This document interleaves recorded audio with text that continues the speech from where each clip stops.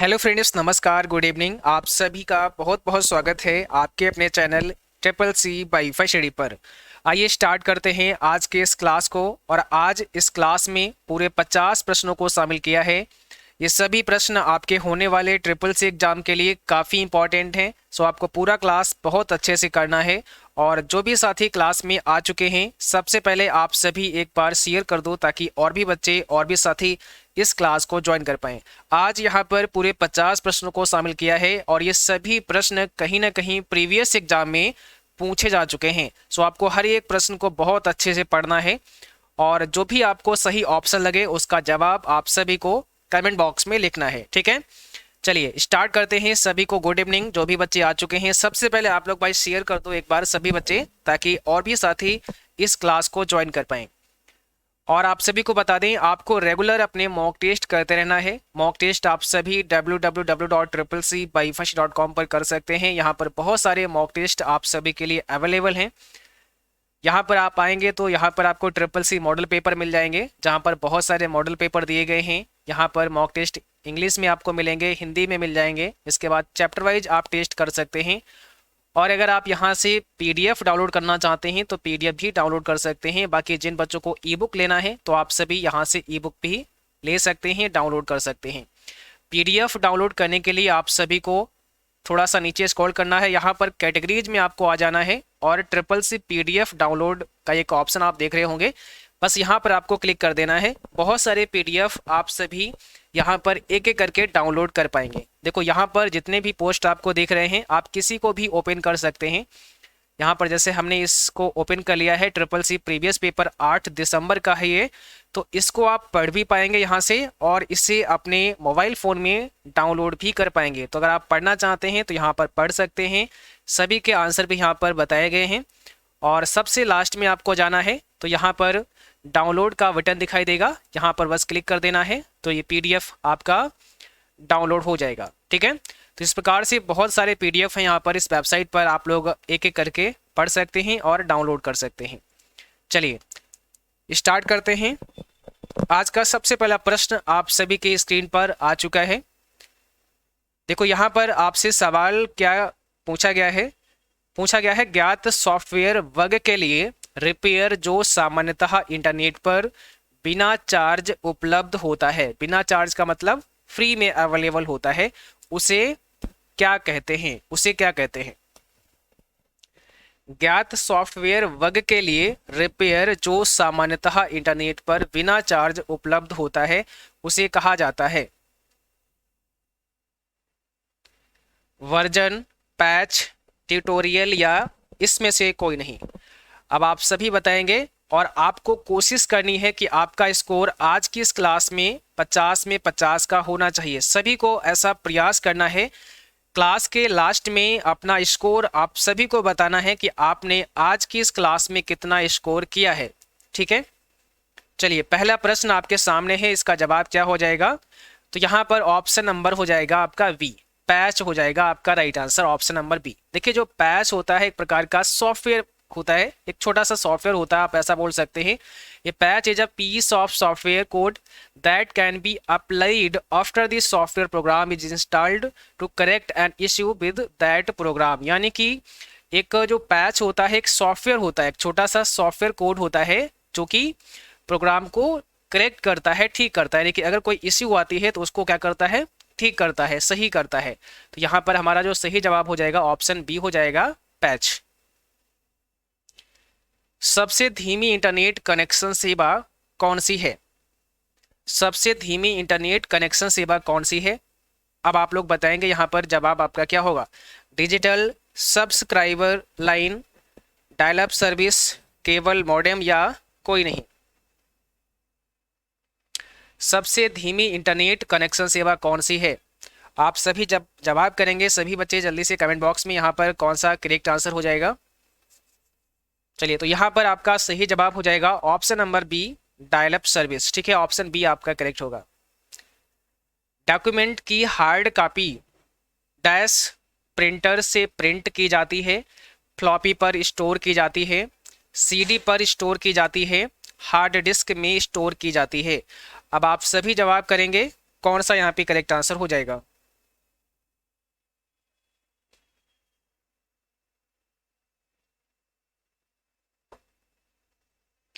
यहाँ पर आपका कौन सा करेक्ट आंसर होगा?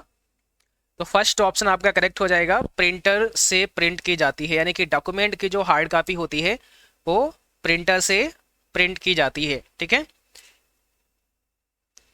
आस्काई में करेक्टर निर्मित किए जा सकते हैं। अब आस्काई में कितने करेक्टर निर्मित किए जा सकते हैं ये आपको बताना है।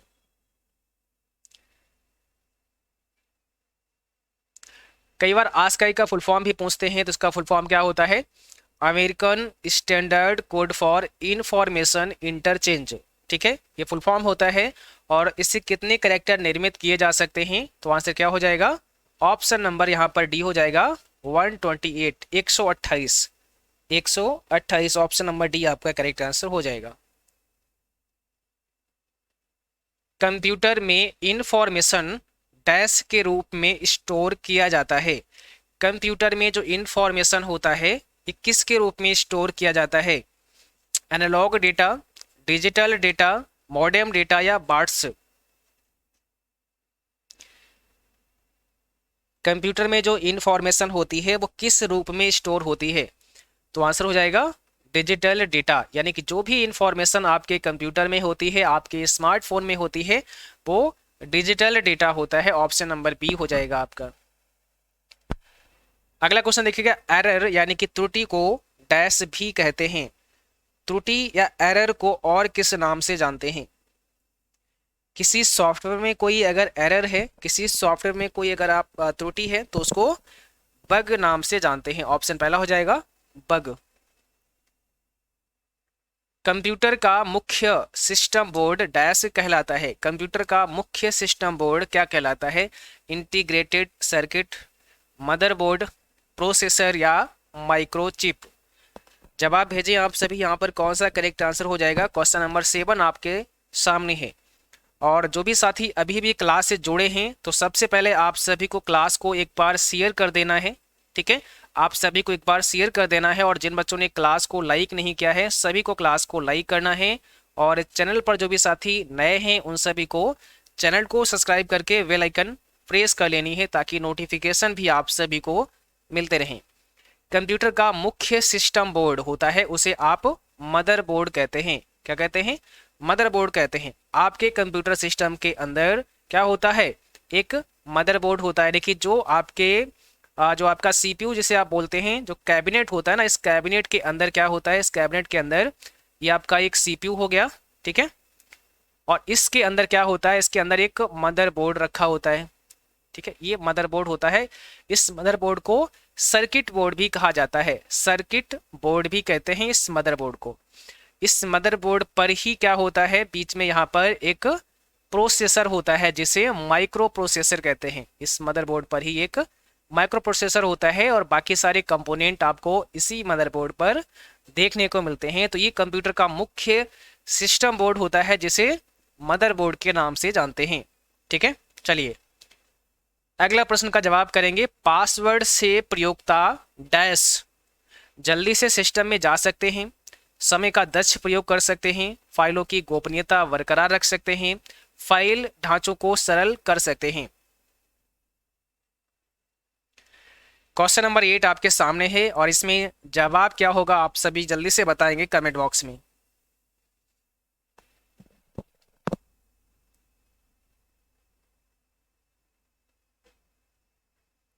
यहां पर क्या हो जाएगा? फाइलों की गोपनीयता बरकरार रख सकते हैं। भाई पासवर्ड से क्या होता है? प्रयोक्ता का मतलब यूजर है ना, तो पासवर्ड से यूजर क्या कर सकता है? फाइलों की गोपनीयता बरकरार रख सकता है। ऑप्शन नंबर सी हो जाएगा। कंप्यूटर को रीस्टार्ट करने के लिए निम्न कुंजियों के संयोजन का प्रयोग किया जाता है। कंप्यूटर को रीस्टार्ट करने के लिए निम्न कुंजियों के संयोजन का प्रयोग किया जाता है। बहुत सारे बच्चों ने कमेंट किया है, मेरे व्हाट्सएप पर मैसेज किया है कि सर हमारी तैयारी नहीं हो पाई है, हमें क्या करना है। तो अगर आपको लगता है कि आपकी बेहतर तैयारी नहीं हो पाई है तो जो हमने प्लेलिस्ट बताई है वो तो आपको देखनी ही देखनी है। हर क्लास में हम आपको बताते हैं कि आपको कौन कौन सी प्लेलिस्ट देखनी है। इसके अलावा आपको हमारे चैनल पर एक CCC ऑल इन वन महामैराथन क्लास मिल जाएगा। ठीक है, उस क्लास का नाम है CCC ऑल इन वन महामैराथन क्लास। आपको इस क्लास को देख लेना है, ऑल इन वन महामैराथन क्लास, इस क्लास को आपको देख लेना है सभी को। यहाँ इस क्लास के अंदर हमने पूरी कोशिश की है, हर टॉपिक कवर किया गया है, हर टॉपिक यहाँ पर कवर किया गया है, चाहे वो फाउंडर्स नेम हो, चाहे आपकी शॉर्टकट की हो, एमसीक्यूज हो, जो भी है यहाँ पर सारा कुछ कवर किया गया है। तो ये क्लास आपके लिए काफ़ी ज़्यादा इम्पोर्टेंट साबित हो सकती है। अगर आप कम समय में बेहतर तैयारी करना चाहते हैं और एक ही क्लास में सारी चीज़ें पढ़ना चाहते हैं तो ये क्लास आपको देखनी ही देखनी है। और इस क्लास के डिस्क्रिप्शन बॉक्स में हमने एक टाइम स्टैम्प भी डाल दिया है, जिससे आप सभी जो भी पार्ट इस क्लास में देखना चाहते हैं उस पार्ट पर सीधे उस टाइम स्टैम्प के थ्रू जा सकते हैं, तो आपको देखने में प्रॉब्लम नहीं होगी। ठीक है, चलिए बाकी इस क्लास का पीडीएफ भी, इस ऑल इन वन महामैराथन का पीडीएफ भी हमारे एप्लीकेशन पर पड़ा हुआ है, जहां से आप लोग उसे भी ले सकते हैं, डाउनलोड करके पढ़ सकते हैं। यहाँ पर कंप्यूटर को रीस्टार्ट करने के लिए किन कुंजियों का संयोजन इस्तेमाल होता है, यानी कि कौन सी शॉर्टकट की यूज करते हैं। ऑप्शन नंबर डी हो जाएगा, कंट्रोल अल्ट और डिलीट बटन आपको प्रेस करना होता है, कंट्रोल अल्ट और डिल। डैश का उपयोग करते हुए पहले कंप्यूटर प्रोग्राम किए गए थे।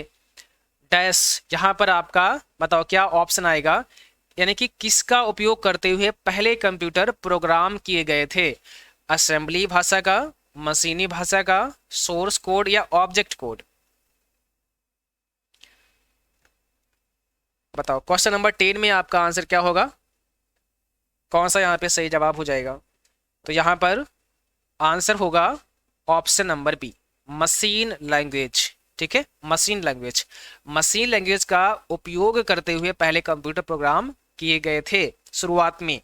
बट अगर आज की डेट में आप बात करते हैं तो आज की डेट में हाई लेवल लैंग्वेज, यानी कि जो हाई लेवल लैंग्वेज है उसमें प्रोग्राम आज की डेट में लिखे जाते हैं, लेकिन इस भाषा को कंप्यूटर नहीं समझ सकता है, कंप्यूटर हाई लेवल लैंग्वेज को नहीं समझ सकता है।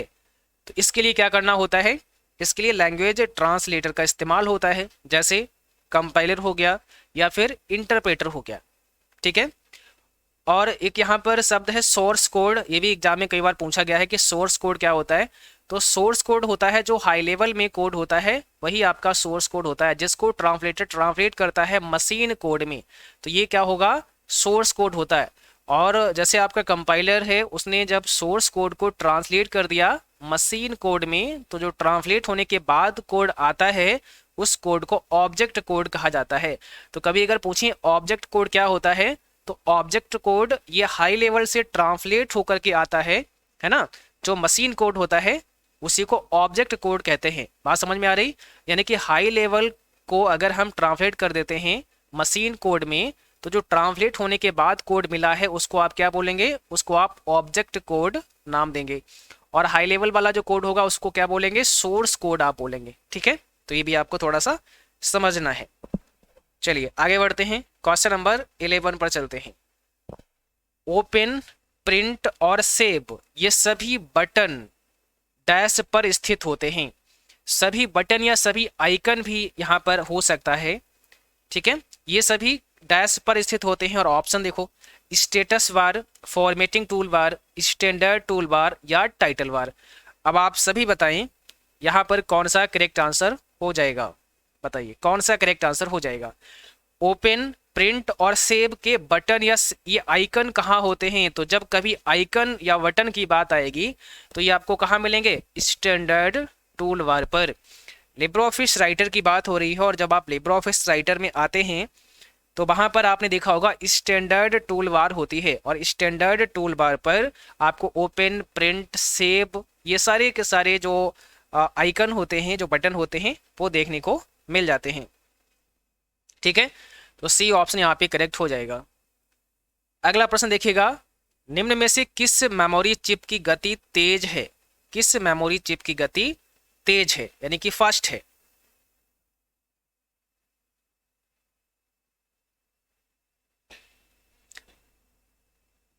तो यहां पर कौन सा होगा, यहां पर आपका हो जाएगा यस रैम, सॉरी यहाँ पर डी रैम, और डी रैम 2 बार दिया गया है ना, तो बाई मिस्टेक यहाँ 2 बार आ चुका है।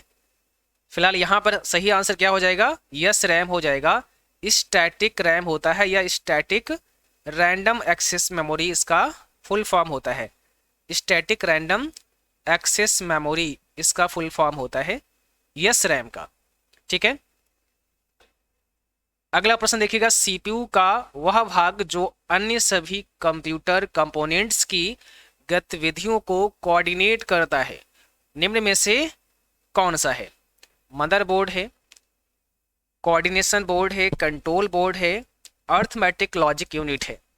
सीपीयू यानी कि सेंट्रल प्रोसेसिंग यूनिट का वह भाग जो सभी कंप्यूटर कंपोनेंट की गतिविधियों को कोऑर्डिनेट करता है उसे कहते हैं कंट्रोल यूनिट। क्या बोलते हैं?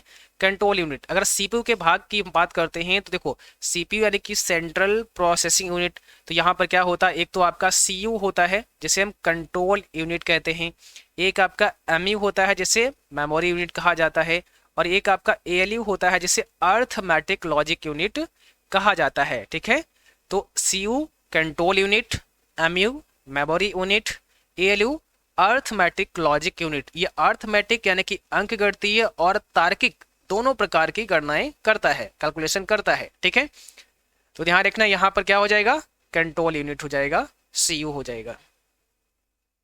माउस के दो मानक बटनों के बीच स्थित व्हील यानी कि पहिया का क्या प्रयोग होता है ना? माउस के जो दो बटन होते हैं उसके बीच में एक पहिया सा होता है, एक व्हील होता है, उस व्हील का प्रयोग क्या होता है? वेब पेज पर क्लिक करते हैं, क्या उसे शट डाउन कर देते हैं कंप्यूटर को, सिलेक्ट आइटमों को हम क्लिक कर देते हैं, या स्क्रॉल कर देते हैं, या स्क्रॉल करते हैं?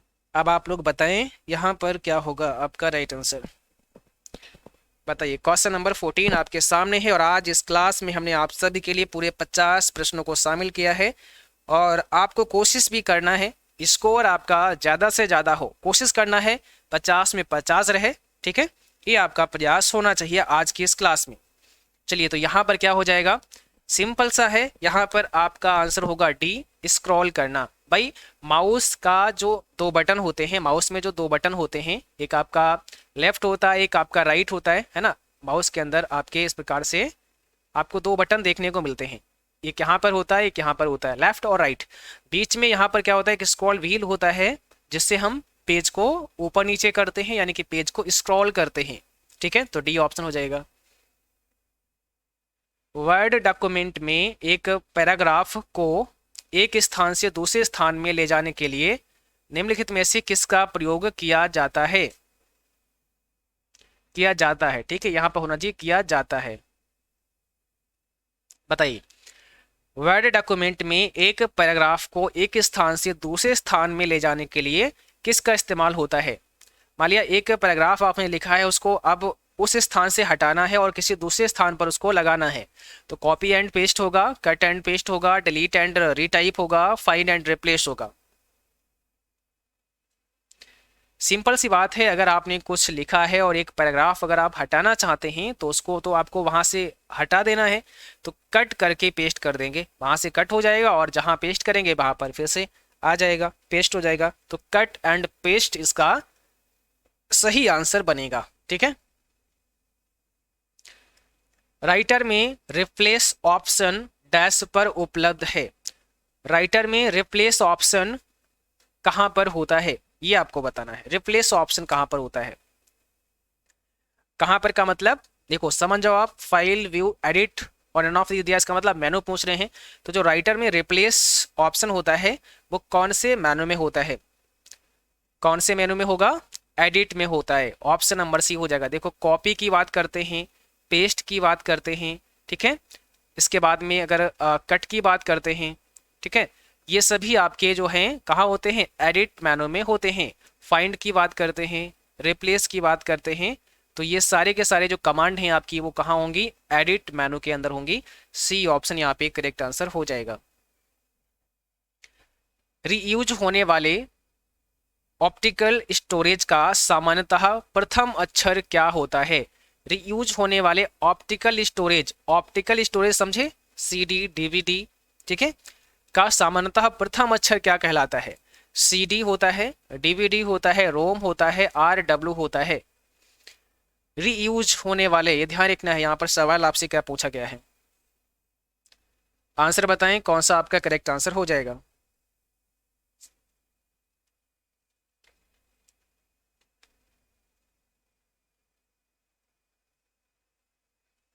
चलिए, तो यहां पर क्या हो जाएगा, ऑप्शन नंबर हो जाएगा डी आपका, आर डब्ल्यू।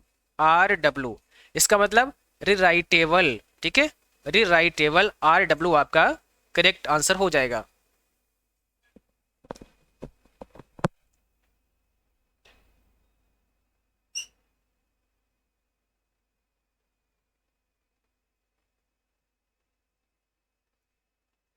अगला क्वेश्चन आप सभी बताएंगे, निम्न में से कौन फंट शैली नहीं है।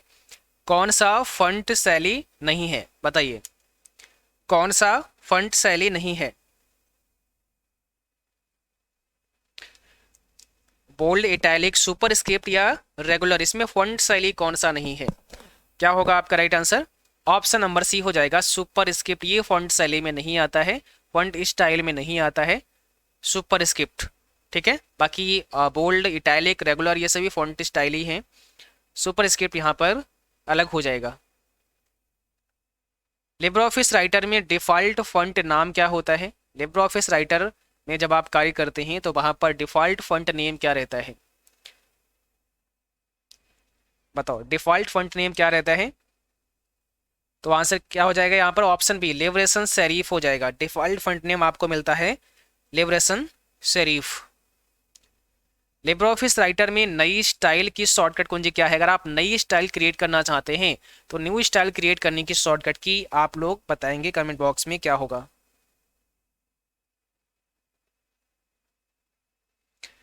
तो ध्यान रखना है, नई स्टाइल क्रिएट करना है तो आपका शॉर्टकट की होगा शिफ्ट के साथ में F11। वैसे स्टाइल के लिए होता है F11, बट अगर नई स्टाइल बनानी है, न्यू स्टाइल आपको लेनी है ना, क्रिएट करनी है, तो आपको शिफ्ट F11 प्रेस करना होता है। कंप्यूटर एक साधारण सिद्धांत का अनुसरण करता है जिसे गीगो कहा जाता है, जिसका अर्थ होता है, जिसका अर्थ क्या होता है, यानी कि गीगो का फुल फॉर्म क्या होता है। कंप्यूटर किस सिद्धांत पर काम करता है, गीगो, यानी कि garbage in garbage out, option number C, garbage in garbage out इसका पूरा नाम हो जाएगा। अगला प्रश्न देखिएगा, इनमें से कौन सा कंप्यूटर की दृष्टि से पेरीफेरल डिवाइस नहीं है। कंप्यूटर की दृष्टि से कौन सा पेरीफेरल डिवाइसेज में शामिल नहीं है। माउस, कीबोर्ड, मॉनिटर और मदरबोर्ड। पेरीफेरल डिवाइसेज क्या होते हैं, कंप्यूटर के एक्सटर्नल डिवाइसेज जो कंप्यूटर में बाहरी उपकरण होते हैं, जैसे माउस, कीबोर्ड, मॉनिटर, ये सभी क्या हैं आपके, ये सभी पेरीफेरल डिवाइसेज में हैं। बट मदरबोर्ड आपका पेरीफेरल डिवाइसेज में शामिल नहीं है। CUI का फुल फॉर्म आपको बताना है, CUI का फुल फॉर्म क्या होता है। CUI का फुल फॉर्म क्या होता है, ठीक है। तो इसका मतलब क्या हो जाएगा, character user interface, option first हो जाएगा, करेक्टर यूजर इंटरफेस। अगला क्वेश्चन देखिएगा, अवेकस की खोज किस देश में हुई। अवेकस की खोज किस देश में हुई, यहां पर कौन सा करेक्ट आंसर हो जाएगा, बताइए। अवेकस की खोज किस देश में हुई, आंसर हो जाएगा China, option number B, option B आपका यहाँ पे करेक्ट होगा। अगला क्वेश्चन देखिएगा, एंटीवायरस एक प्रकार का स्क्रीन सेवर है, एक प्रकार का स्क्रीन सेवर है, ट्रू या फॉल्स है, क्या होगा इसमें आपका राइट आंसर। एक प्रकार का स्क्रीन सेवर है एंटीवायरस, तो ये हो जाएगा फॉल्स, क्योंकि आपको पता है एंटीवायरस एक प्रोग्राम है ना। और अगर पूछे कि एंटीवायरस किस प्रकार का सॉफ्टवेयर है तो आपको ध्यान रखना है यूटिलिटी सॉफ्टवेयर है। कैसा है, एक यूटिलिटी सॉफ्टवेयर होता है आपका एंटीवायरस प्रोग्राम, यूटिलिटी सॉफ्टवेयर में आता है। राइटर में फाइल एक्सटेंशन क्या होता है। राइटर में फाइल एक्सटेंशन आप लोग बताएंगे। ये क्वेश्चन कई बार पूछते हैं आपसे एग्जाम में, तो फाइल एक्सटेंशन क्या हो जाएगा, .odt हो जाएगा। राइटर का जो फाइल एक्सटेंशन है .odt हो जाएगा, ठीक है। ओपन डॉक्यूमेंट टेक्स्ट, आपको ये ध्यान रखना है। और ODP किसका हो जाएगा, इम्प्रेस का हो जाएगा, ये भी आपको नोट कर लेना है, इम्प्रेस का हो जाएगा। ODS की बात करते हैं तो ये लिब्रे ऑफिस कैल्क का हो जाएगा, तो कैल्क का ODS हो गया, इम्प्रेस का ODP हो गया, और राइटर का ODT हो गया, ये आपका राइटर का हो जाएगा। HTTP में TT का पूरा नाम क्या होता है? HTTP में TT का फुल फॉर्म क्या हो जाएगा? HTTP एक प्रोटोकॉल है, इसका फुल फॉर्म होता है हाइपर टेक्स्ट ट्रांसफर प्रोटोकॉल। तो TT का मतलब text transfer, option number B. Calc में डिफ़ॉल्ट वर्कशीट कितनी होती हैं? कैल्क में डिफ़ॉल्ट वर्कशीट आपको बतानी है कितनी होती हैं, बताओ। डिफ़ॉल्ट वर्कशीट कितनी होती हैं लिब्रियोफिस कैल्क में? तो आपको पता है लिब्रियोफिस कैल्क के अंदर ओनली एक वर्कशीट आपको मिलती है डिफ़ॉल्ट रूप से, ऑप्शन बी हो जाएगा। और मैक्सिमम आप वहाँ पर 10,000 सीट ऐड कर सकते हैं। तो डिफ़ॉल्ट हमें कितना मिलता है? एक शीट मिलता है। विजार्ड का विकल्प किस मेनू में मिलता है? किस मेनू में होता है? कौन से मेनू के अंदर विजार्ड आप क्रिएट कर सकते हैं? तो आंसर इज फाइल मेनू। ठीक है, फाइल मेनू में जाना है और फाइल मेनू में आपको विजार्ड मिल जाएगा, जहां पर अलग अलग लेटर है। इस प्रकार से विजार्ड आप क्रिएट कर सकते हैं। इंस्टाग्राम क्या है? What is Instagram? Social site है, ई कॉमर्स साइट है, वेब ब्राउजर है, या इसमें से कोई नहीं? तो इंस्टाग्राम है क्या, आपको ये बताना है। आपको पता है इंस्टाग्राम एक सोशल साइट है, ऑप्शन नंबर पहला हो जाएगा, है ना। एक सोशल साइट है, फोटो शेयरिंग सोशल साइट है, आप ऐसा भी बोल सकते हो। VoIP का फुल फॉर्म क्या होता है, बताओ। VoIP का फुल फॉर्म आपको बताना है। ये क्वेश्चन काफ़ी इंपॉर्टेंट है, ठीक है, काफ़ी इंपॉर्टेंट क्वेश्चन है, एग्जाम में कई बार रिपीट हुआ है। VoIP का फुल फॉर्म क्या है? Voice over internet protocol. तो यहाँ पर क्या हो जाएगा? ऑप्शन नंबर बी हो जाएगा, वॉइस ओवर इंटरनेट प्रोटोकॉल हो जाएगा। चलो आगे बढ़ते हैं। आउटगोइंग ईमेल को अस्थायी रूप से किस में सहेजा जाता है? आउटगोइंग ईमेल को अस्थायी रूप से कहाँ पर सहेजा जाता है, कहाँ पर सुरक्षित रखा जाता है? इनबॉक्स में, ट्रैश फोल्डर में, ड्राफ्ट में, या स्पैम में?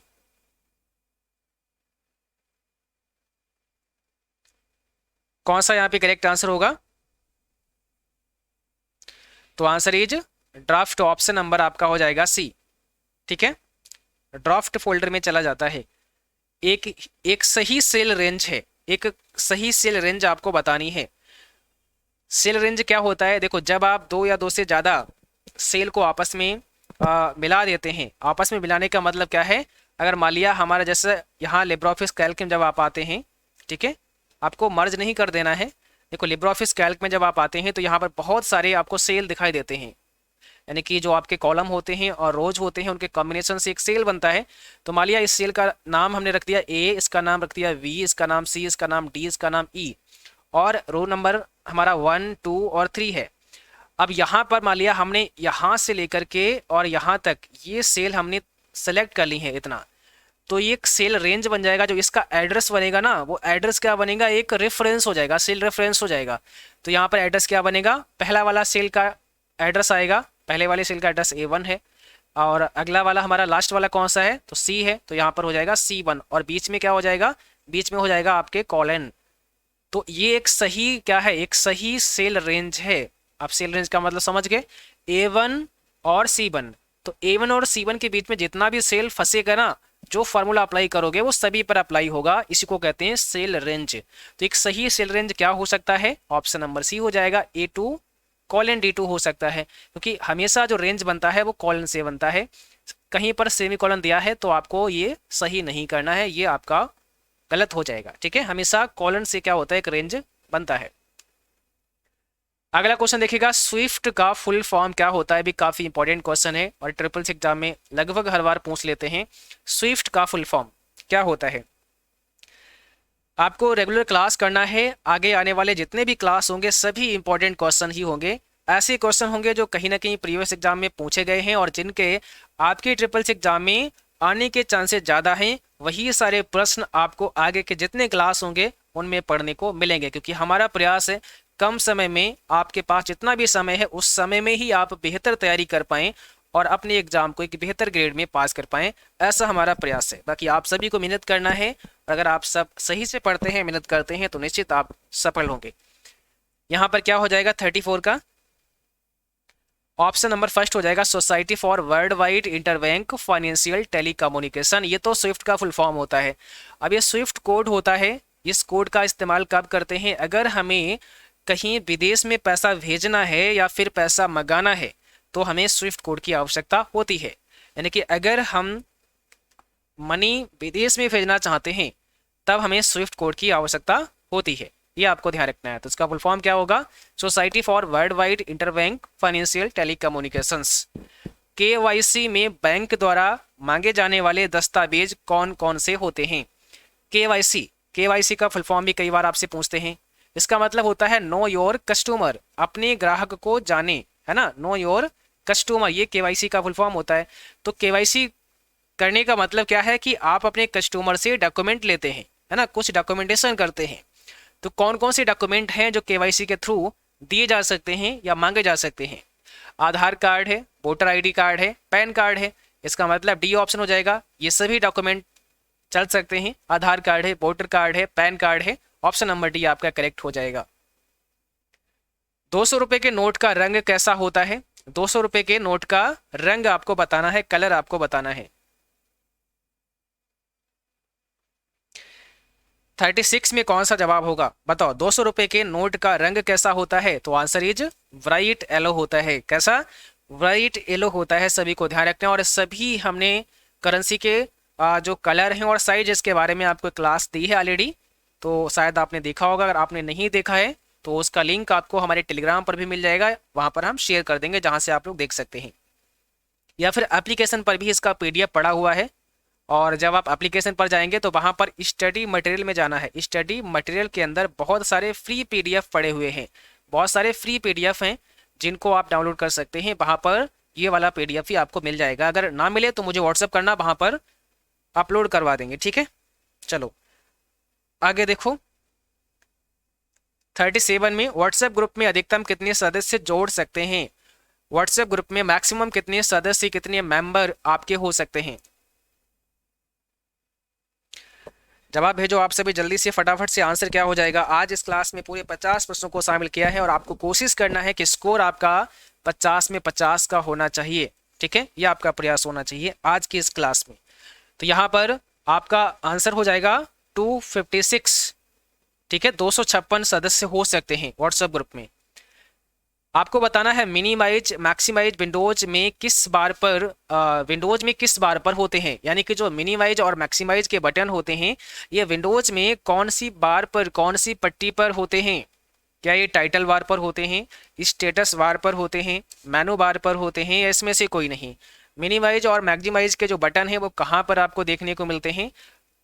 आपने कोई सॉफ्टवेयर ओपन किया है ना, उस सॉफ्टवेयर विंडो में क्या होता है, सबसे टॉप पर एक पट्टी होती, एक बार होती है जिसको कहते हैं टाइटल बार। और इसी टाइटल बार पर आपको यहाँ पर क्या मिलता है? यहाँ पर आपको क्लोज और मैक्सिमाइज और मिनिमाइज के बटन देखने को मिलते हैं।